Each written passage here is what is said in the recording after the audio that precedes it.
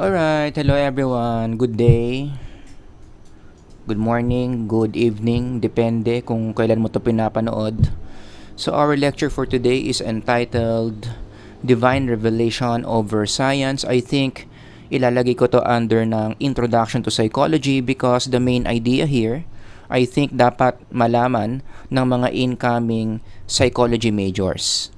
Dapat talaga alam nyo no, kung ano yung place ng science in the field of psychology. Now, this lecture will present different advantages of divine revelation compared to science. So, medyo mas iaangat natin dito yung divine revelation kumpara sa science. And let me just say something here that this is not about hating science. Personally, I love science. Kung psych major ka, dapat you love science because psychology is a scientific field. Okay? It's just that gusto lang natin in this lecture that you have a balanced perspective of what science is. That science is not the only way towards finding the truth. Tandaan nyo, ang truth, kahit walang science or kahit walang revelation, nandyan na yan. It's already existing. So God already made these truths for human beings to discover. And in terms of discovering truth, anong pwede natin gamitin? Number one is science, pero hindi lang yan yung only way. Pwede ka rin gumamit ng divine revelation in establishing or finding certain truths. Unfortunately, in our culture today, the popular teaching is science lang yung way para mahanap mo yung truth.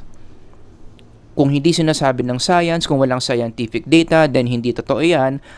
Ang tawag dyan is scientism, which in this channel, ilang beses ko nang na call out na hindi dapat ganon yung view natin sa reality.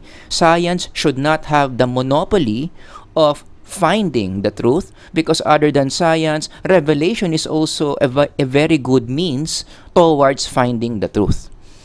But then again, inuulit ko, hindi natin hate ng science, love na love natin yan. It's just that it's not the only way to find the truth. Now, when we talk about revelation, gumawa na ako dyan ng very specific lecture. Kung gusto nyo lang naman, pwede ba panoorin nyo to kung okay lang sa inyo?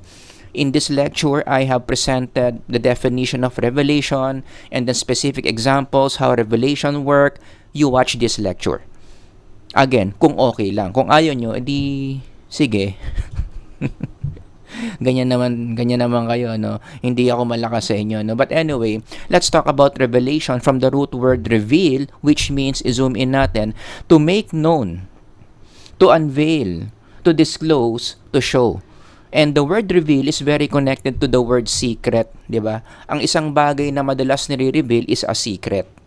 Yun. So, may secret kang account na maraming pera, ni-reveal mo sa asawa mo. Yun, para matuwa sa'yo. Meron kang secret na galing, 'di ba? Secret na talent, magaling ka pala kumanta pero marami hindi alam, ni-reveal mo sa best friend mo. 'Yun. That's what you mean by reveal, no? And the word reveal or revelation in general, may mga key elements yan. Number one, there is an unknown knowledge. May isang bagay na hindi alam. Number two, there is a source who knows the unknown knowledge. Usually, isa lang yan. May isang tao na merong alam na unknown knowledge to many. And then the recipient, ito yung tao na hindi alam yung unknown knowledge na yon. And then we have the process of transfer, wherein the person who knows that something reveals to the person who does not know that something. Ni-reveal sa'yo yung isang bagay na hindi mo alam, pero alam niya. Nagigets nyo? So, in our everyday language or example, let's say, ni-reveal sa'yo ng best friend mo na yung isang kaibigan nyo meron ng girlfriend. O, kasi hindi sinasabi ng friend na yon na meron siyang girlfriend until yung kaibigan mo nalaman na may girlfriend na siya. So, ni-reveal niya sa'yo yung knowledge na yon na yung isa nyo pang kaibigan, meron na palang girlfriend na hindi sinasabi sa inyo. That's the process of revelation. But, let's attach the word divine revelation. It means what? This is now the communication of truths by who? Kaya nga siya divine, the deity, who is God, to human beings. Si Lord mismo ang nagre-reveal sa tao. Ang tanong, ano kaya nire-reveal ni Lord sa mga tao? Most of the time is spiritual truths. Because God is a spiritual being and He cares a lot about spiritual truths. This is the thing. If you study the pattern of God, ito yung paborito niyang nire-reveal sa mga tao. Spiritual truth. One good example of this would be if you go to the book of Revelation, tamang-tama sa topic natin which is about Revelation, paano nalaman ni John yung mga mangyayari in the future that he wrote in the book of Revelation? Anong sagot? Ni-reveal sa kanya ni Lord. Okay, after all, God is the God of time. He is the Alpha and the Omega, beginning, middle, and end. God is there. So sabi dito sa first verse ng Revelation, on the Lord's day, I was in the Spirit, and I heard behind me a loud voice, like a trumpet, which said, write on a scroll what you see. So everything that John saw in this part of the Bible, when he was in Patmos, God revealed to him. Kaya nalaman ni John, kaya marami siyang sinulat sa book of Revelation. Because those things were revealed to him by God. Yan yung ibig sabihin ng divine revelation. So, I want to share 3 advantages of divine revelation compared to the scientific method. Number 1, revelation deals with necessary spiritual needs. I want to highlight the word necessary. Ibig sabihin, hindi pwedeng wala. It is very important for our own survival. Now, given the fact that we are spiritual beings, after all, that's what we study in psychology, the study of the spirit, kaninong spirit ng mga tao. So, we are spiritual beings with spiritual needs. So, if you want to have a good mental health, if you want to have a good psychological condition, yan yung dapat mong unahing kunin. Make sure that you are satisfying your spiritual needs. And one of those needs na kinakailangan immediately masatisfy would be spiritual truths. Parang oxygen natin yan. Kaya ako may picture ng oxygen dyan. Spiritual truths are necessary for our survival. Mamamatay ang kaluluwa if we don't know certain spiritual truths. Like for instance, let's go back in the Garden of Eden when God created Adam and Eve. All the physical things were provided. Nandyan yung pagkain nila, nandyan yung oxygen, and all the other nutritional things that Adam and Eve needed, nandyan. But, God did not forget that as spiritual beings, si Adam and Eve kailangan nila ng spiritual truth. And one of the first spiritual truth that God revealed to Adam and Eve is the spiritual truth that Adam and Eve needed to obey God and avoid disobedience. That's a spiritual truth. That for us to maintain our relationship with God, para hindi tayo magkaroon ng sin that will destroy our nature, that will destroy our relationship with God, we need to do constant obedience. And if you further read God's Word, yung obedience na yan, may dala-dalang mga blessings yan. From Genesis, kahit basahin mo yung Deuteronomy, obedience and blessings go together. In contrast, ganun din yung disobedience. If you disobey God, masisira yung fellowship mo with the Lord, and may mga dalang mga curses yan na hindi magaganda. And if you read this passage in the book of Genesis, ito yung isa sa mga curses na pwede mangyari sa tao when they disobey God, mawawalan sila ng buhay, they will die. Sabi nga dito, if they disobey God by eating the forbidden fruit. Does that make sense? So this is one of the first spiritual revelation that God gave to Adam and Eve, to human beings in general, because why? Again, God knows that this is very vital, this is very important to our spiritual survival. We need to obey God. And if you want to know more other spiritual truths, lahat yan kinolekta, nakakompile yan in a love letter written to us by God called the Holy Bible. Okay, so if you want to further enrich your soul, to have a stronger soul through applying spiritual truths in your life, you read God's Word. Now, the thing is, science cannot establish spiritual truths. Yan yung problema sa science eh. Kasi, paano ko nasabi? Because science and spiritual truths are coming from two different natures or realm of reality. Incompatible sila. Okay? Incompatible yung physical reality from spiritual reality. Teka, namali ako dito ah. Physical and spiritual. Yan. If you study the history of science, ginawa ang science to understand the physical world. Okay? So whenever you are doing science like the scientist here, ano ang pinag-aaralan niya? Ano yung mga conclusions na ginagawa niya? Conclusions about the physical realm. Hindi mo pwedeng gamitin yung science to make conclusions about the spiritual realm because those are two different realms. And even Saint Paul, if you read his epistles, agree siya sa ganyang framework ng mundo na ang mundo may multiple dimensions. Two of those dimensions are, number one, the physical, then the number two is spiritual. Sabi nga ni Saint Paul, so we fix our eyes on what but on what is unseen. Since what is seen is temporary, but what is unseen is eternal. So you see the two dimensions there, no? Merong seen, merong unseen. Yung seen daw, temporary, yan yung mga upuan, yan yung mga animals, yan yung mga building sa paligid mo, mga puno, but what is unseen is eternal. Yun na yung spiritual realm. The angels, the glory of God, salvation, so on and so forth. Two different realms. So again, going back to my point, hindi mo pwedeng gamitin yung science to establish truth or to discover spiritual truth. In fact, that is a very risky activity to do. Yung gagamit ka ng scientific method, which is again earthly, to establish or to answer questions that are spiritual. Unfortunately, maraming gumagawa ngayon yan, especially scientists. Marami dyan, active pa sa mga universities teaching students to do that process of thinking.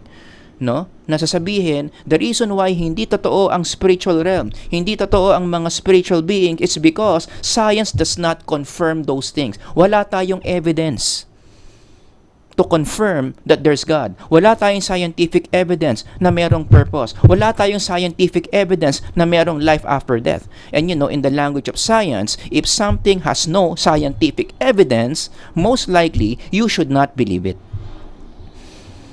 Isa yan sa mga way of thinking ng science. Kung walang scientific data to support something, then wag mo munang paniwalaan, wag mo munang i-apply sa buhay mo. Now, the problem with that is, again, this method, scientific method, is earthly, establishing truths that are spiritual, which should not be. Magkaiba kasi ang realm na yan, hindi compatible yan. So, don't answer spiritual questions by using scientific method. Because it's going to make you very prone to what we call false negative. Ibig sabihin ng false negative, naniniwala ka na wala, pero sa totoo lang, meron. And that's a very dangerous thing to be in. Yung maniwala kang walang Diyos, maniwala kang walang purpose, maniwala kang walang life after death, pero sa totoo meron, that's very risky. That's going to compromise your psychological life. Because those things are the very things that you need for spiritual nourishment. Fellowship with God, having a sense of purpose, looking towards life after death, tapos yun pa yung sabihin mong wala. At ang reason mo bakit mo sinasabing wala, bakit? Because wala kang scientific data to support this. Again, hindi siya compatible and it should not be done that way. Don't use worldly science to answer spiritual questions. So with that, let me ask you this, Kung meron kayong panahon, ilagay niyo yung sagot yun sa comment section. What are the things that are true but you don't see? Pause right now and think about that. Ano yung mga bagay sa tingin mo ngayon na kahit hindi mo nakikita, totoong nag-e-exist? Pero dahil wala kang evidence na nag-e-exist yung mga yun, hindi mo pinaniniwalaan. Or maybe you are actively denying those things. Things that you don't see, that you are actively denying, but you know deep in your heart, totoo pala. Could it be, may question lang ako, could it be that this, what you're doing, etong slide na to, is compromising more or less your psychological health? When you deny unseen things that are true, when you say to yourself, those unseen things are not true, when in fact, these are true. Just asking a question, Number 2, another advantage of divine revelation over science is revelation is more time efficient. Sa Tagalog, mas mabilis. Mas mabilis yung sinabi sa'yo kumpara sa nag-imbestiga ka pa. Halimbawa, gusto mong malaman yung secret ng kaibigan mo. Pwede mo naman malaman yung secret niya. Mag-imbestiga ka, mag-data gathering ka, magtanong-tanong ka, hanap ka ng mga clues sa mga behaviors niya. Di ba? And that's gonna take a lot of time and effort compared to sinabi na lang niya sa'yo yung sekreto niya. Bad trip yun, no? 5 araw ka nag-data collection para malaman niya yung secret niya. And then on the 5th day, tinawag ka niya, binulong niya sa'yo yung secret niya. Nagsayang ka lang ng oras, sasabihin naman pala niya. So again, revelation is much more time efficient than the scientific method. Now, why is this even important? Where would this apply? It would apply in how human civilization was developed. As I'm going to demonstrate, no? Look at this slide. Yan. Imagine niyo, ito yung mga sinaunang tao, the first human civilization. And then, their civilization is not yet well developed. Para mangyari yon, kinakailangan nilang makaalam ng knowledge 1 at ng knowledge 2. These two knowledge will make human civilization advance. Hindi mag-a-advance ang human civilization hanggat hindi nila alam yung knowledge 1 at knowledge 2. And what's the best way to know knowledge 1 and knowledge 2 to advance civilization? Magsa-scientific method ka. Magta-trial and error ka, hit or miss. Magde-data gathering ka. Does that make sense? Now, here's the problem. Ang problema dyan, if you can see, no, itong knowledge 1 and knowledge 2, estimate lang to, no, para ma-discover ng tao yan using the scientific method, it will take them around 90 years. Now, ang problem, yung overall lifespan ng mga tao dito is just around 60 years old. Can you see the mismatch there? Which means, kahit anong scientific method nila dyan, diba? Kahit anong gather nila ng data dyan, dahil masyadong maikli yung buhay nila, hindi nila maaabot yung 90 years to finally discover knowledge 1 and knowledge 2. Partida pa yun, no? Kung masisipag silang mag-research or mag-scientific method. Diba? Syempre, busy rin yung mga tao na yan. May iba pang pinoproblema yan. Paano patayin yung leon? Paano alagaan yung mga babies nila? Paano kumuha ng pagkain? Saan sila mag-move next? Kasi naubos na yung buko doon sa coconut tree. Am I making sense? So, syempre, hindi nila ipaprioritize yung doing research to discover knowledge 1 and knowledge 2. Sure, they're going to make some experiments. Sure, magta-trial and error yan. But it's not enough for them to discover knowledge 1 and knowledge 2. Which will be taking them 90 years to discover. Now, connect the dots. Imagine mo kung going back to that human civilization, ano mangyayari kapag hindi nila na-discover yung knowledge 1 and knowledge 2? Lahat sila namatay na. Hindi nila inabot yung pag-discover ng knowledge 1 and knowledge 2, then human civilization will not develop, therefore magiging extinct. Kaya nga, para mangyari yan, para hindi mangyari yan, hindi sila ma-extinct at ma-develop yung human civilization, something has to be changed in this diagram, which is what? In the first place, i-reveal mo na sa mga tao. I-reveal mo na yung mga sa mga sinaunang tao, yung knowledge 1 at knowledge 2, para sila na mismo yung magde-develop ng human civilization. Nagigets nyo? Huwag mo na silang antay na mag-scientific method. Masyadong matagal. I-reveal na lang sa kanila what are these knowledges that will make them develop the civilization. Now, given that new framework, now we ask this question, how did the first humans advance civilization? Diba? How will we apply this model in answering this question? And actually, if you study human history, it fits this model na ang human civilization na develop yan, most likely, kasi in the past, merong mga knowledge that was revealed to human beings that enabled them to advance human civilization. In fact, that's one of the observations by V. Gordon Childe, who was a very popular anthropologist and historian. Okay? Marami siyang sinulat about ancient Sumer, the Sumer civilization. Sumerian civilization. Anong meron sa Sumerian civilization? This is one of the first civilizations that developed in human history, and there was a point in their history where napansin ni Gordon Childe, biglang bumilis yung development nung society nila, nung culture nila. And what's amazing is, given the number of developments that happened in the history of the Sumerian civilization, masyadong mabilis yun if people will just be doing scientific method or a simple trial and error.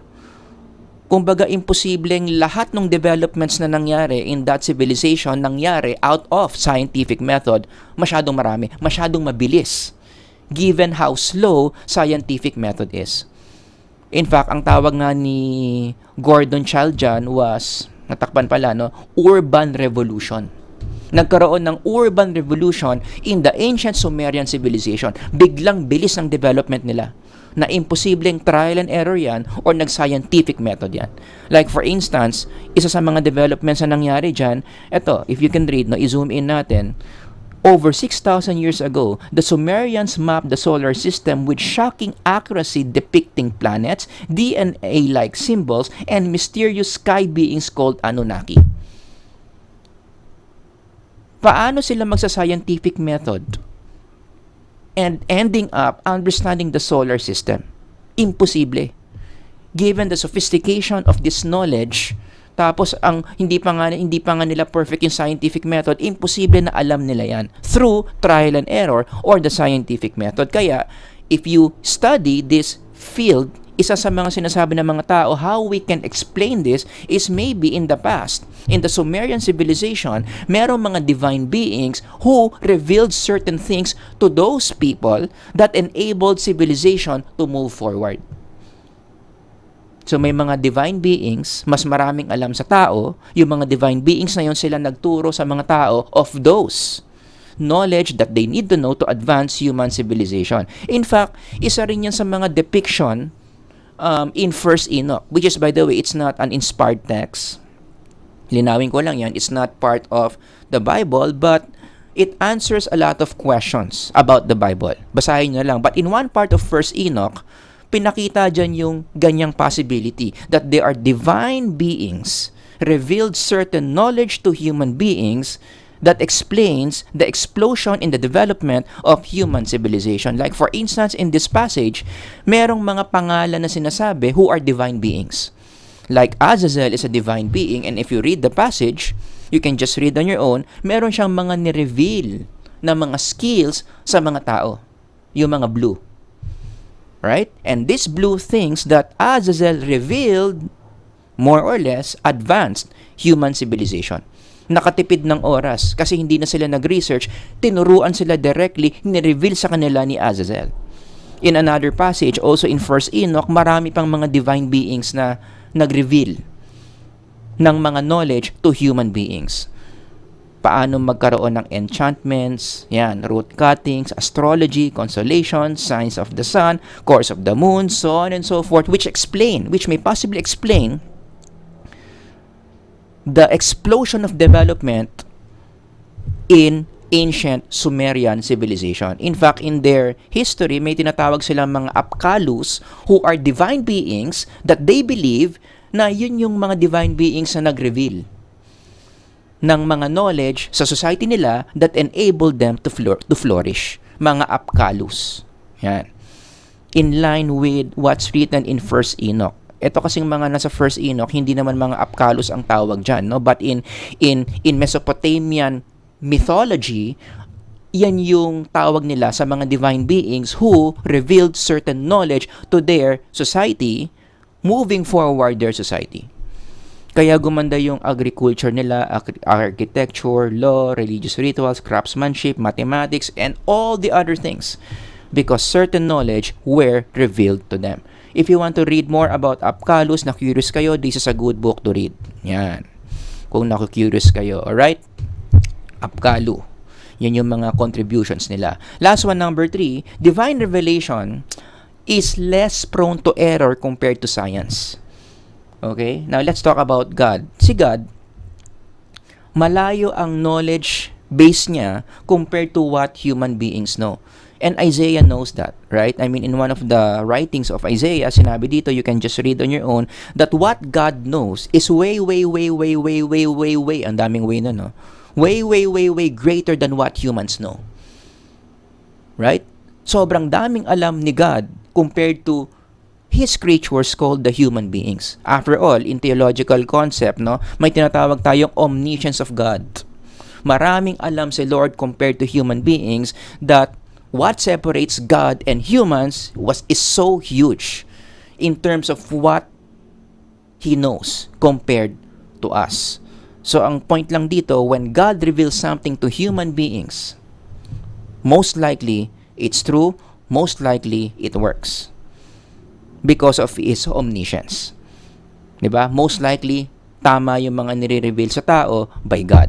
Now, the thing is, ang science, although nagpo-produce din naman siya ng, or nagli-lead din naman siya sa truths about the physical realm, pero lagi tayong may doubt whether that idea coming from science is indeed true. And in the history of science, marami mga examples where the knowledge established by science was first considered true, later to be found out false. Una, tama. Pero nung nadagdagan yung data nila, mali pala. 2 examples, halimbawa yung paninigarilyo. If you study the history of smoking, once upon a time, many physicians, isa daw yan sa mga piniprescribe sa mga tao if they want to keep their health to smoke. Yan. You just read the specifics kung bakit gano'n. Anong explanation dyan. Basta it used to be that smoking is a good thing. Until fast forward 2026, anong makikita mo sa mga paketa ng mga sigarilyo? Mga images na nakakatakot to discourage people from smoking because now we have data that smoking is bad for the health. Nagbago. Dati-rati maganda, ngayon pangit na pala ang smoking. So ang science nagkakamali. After all, ang science pinapatakbo ng mga tao who err a lot. Tayo yan. Mga tao na nagkakamali. So, dahil science dahil tao nagpapatakbo sa science, most likely ang science nagkakamali. Another example would be certain medications. It used to be na itong medication na to, binibigay ito for morning sickness ng mga kababaihan. So noon, kapag may morning sickness ka, si doctor, most likely ito ang ipiprescribe sa'yo at sinasabi nilang walang side effects. Okay, gamitin yan. Until fast forward, na-realize nila or na-discover nila with new data that taking this medication can cause certain abnormalities in the physical development of babies, of pregnant women. Oh. 'Di ba? Kaya kung buntis ka, at ito iniinom mo halos araw-araw, most likely magkakaroon ng physical deformity yung katawan ng bata. Kaya fast forward, binan na ito eh. Hindi na ito piniprescribe sa mga nanay na buntis. But again, that example shows na ang science nagkakamali. Sasabihin niyang tama itong knowledge na to, maya-maya more data will reveal na mali pala. You know? And they will say na ang science, ganun talaga ang science, which I agree. Ang tawag nga nila dyan, science is a self-correcting process. But the fact that it's self-correcting, mataas yung chance that most of the time, it's wrong. Compare that to a higher being, a divine being who knows everything because He created everything. So in that aspect, it seems like revelation is greater than the scientific method in terms of discovering what the truth is. 'Di ba? Kaya nga, I want you to reflect given that ano yung mga bagay na akala mo tama, mali pala. Yun. I-apply mo yung pattern ng science sa sarili mong buhay. May mga ganyan ka ba in your past? It used to be, akala mo tama yung ginagawa mo, only to find out later on with more data, mali pala yung ginagawa mo. So, hininto mo na. If you can answer this, then what does that prove? That indeed, as a human being, you err a lot. You are more likely to be wrong with certain beliefs that you apply in your life. And the thing is, would it make sense? Would it hurt?